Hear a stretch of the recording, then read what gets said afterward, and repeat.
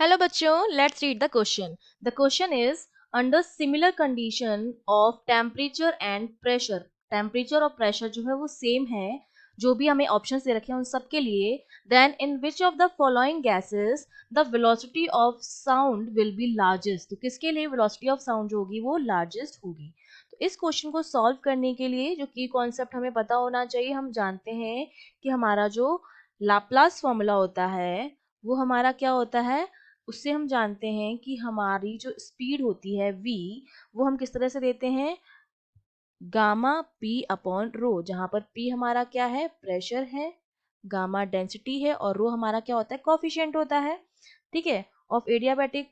तो अब मैं इसको क्या लिख सकती हूँ, v जो होता है इसी यही मेरा कितना आता है, ये आता है gamma R T upon m के बराबर. ठीक है, तो यही फॉर्मूला हम यूज करेंगे.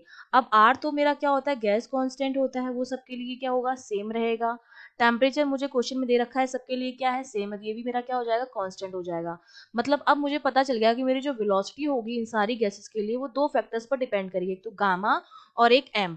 m मेरा क्या है, यहाँ पर मोलर मास है, और जो गामा है मेरा, वो मेरा क्या है, गामा जो होता है Cp अपॉन Cv के बराबर होता है, ये कोफिशिएंट होता है ऑफ एडियाबैटिक. तो ये जो है मेरा क्या है, Cp अपॉन Cp की वैल्यू पर डिपेंड करता है.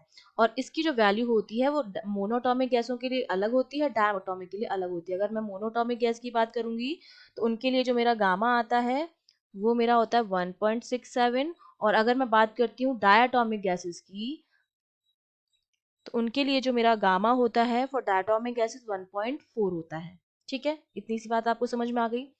अब देखिए, अब मैं मोलर मास की बात करती हूँ, क्योंकि मुझे पता है कि जो हीलियम है मेरा वो मोनोटॉमिक है, और बाकी सारी जो है, चाहे H2 हो चाहे N2 हो और CO2, ये हमारी क्या है, डायटोमिक गैसेस हैं. ठीक है, तो इनके लिए हमारा गामा जो हो जाएगा अलग हो जाएगा, डायटोमिक गैसेस हैं. अब हमें मोलर मास की भी बात कर लेते हैं. अगर मैं वेलोसिटी निकालूं हीलियम के लिए, सपोज, तो हीलियम के लिए क्या आएगा, v जो है वो आएगा 1.67, गामा की value R T upon helium का मोलर मास होता है 4. ठीक है, हीलियम का ये मोलर मास कितना होता है, 4 होता है. और बाकी हाइड्रोजन का जो मोलर मास होता है वो 2 होता है, नाइट्रोजन का जो मोलर मास होता है वो कितना होता है, 28 होता है, और CO2 का मोलर मास जो होता है 44 होता है. ठीक है, तो इसके लिए वैल्यू कितनी आ गई, अंडर रूट 0.42 आर टी के बराबर आ गई. सिमिलरली मैं हाइड्रोजन की अगर बात करूं, फॉर हाइड्रोजन कितना आ जाएगा, ये आ जाता है 1.4 आर टी अपॉन 2. तो ये मेरे पास कितना आ जाएगा, रूट तो है ही यहाँ पर, 0.7 आर टी के बराबर आ गया. ठीक है, रूट लगा रहेगा यहाँ पर.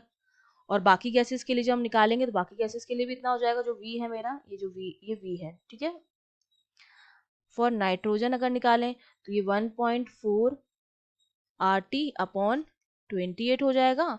और अगर मैं बात करूं लास्ट में हमारा क्या बचा है, CO2, तो CO2 के लिए जब हम निकालेंगे तो कितना हो जाएगा, 1.4 आर टी अपॉन 44.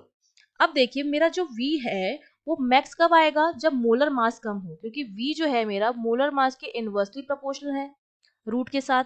तो मोलर मास जितना कम होगा वेलोसिटी उतनी ही क्या होगी, ज्यादा होगी, है ना. और गामा की वैल्यू इसकी मोनोटॉमिक के लिए तो ज्यादा ही है गामा की वैल्यू, तो इसके लिए तो क्या आएगा, कम ही आएगा. तो इसके लिए अगर V मुझे लार्ज करना है तो मास जितना कम होगा, तो मास सबसे कम किसका है, मोलर मास, हाइड्रोजन का सबसे कम है मोलर मास.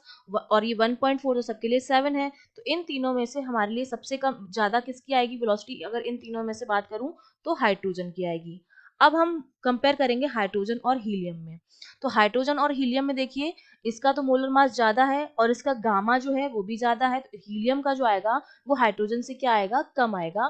तो सबसे ज्यादा जो वेलोसिटी आएगी वो किसकी आएगी, हाइड्रोजन के लिए आएगी. क्यों, क्योंकि हम जानते हैं कि जो वेलोसिटी ऑफ साउंड होती है वो मोलर मास के इनवर्सली प्रोपोर्शनल होती है, और सबसे कम जो मोलर मास है हमारा वो किसका है, हाइड्रोजन का है. प्लस इसके लिए जो गामा की वैल्यू है वो भी हीलियम से क्या है, कम है. ठीक है, अगर मैं 1.67 अपॉन 4 निकालूं और 1.4 अपॉन 2 निकालूं, तो वैल्यू जो होगी वो हाइड्रोजन के लिए क्या आएगी, ज्यादा आएगी, और हीलियम के लिए क्या आएगी, कम आएगी.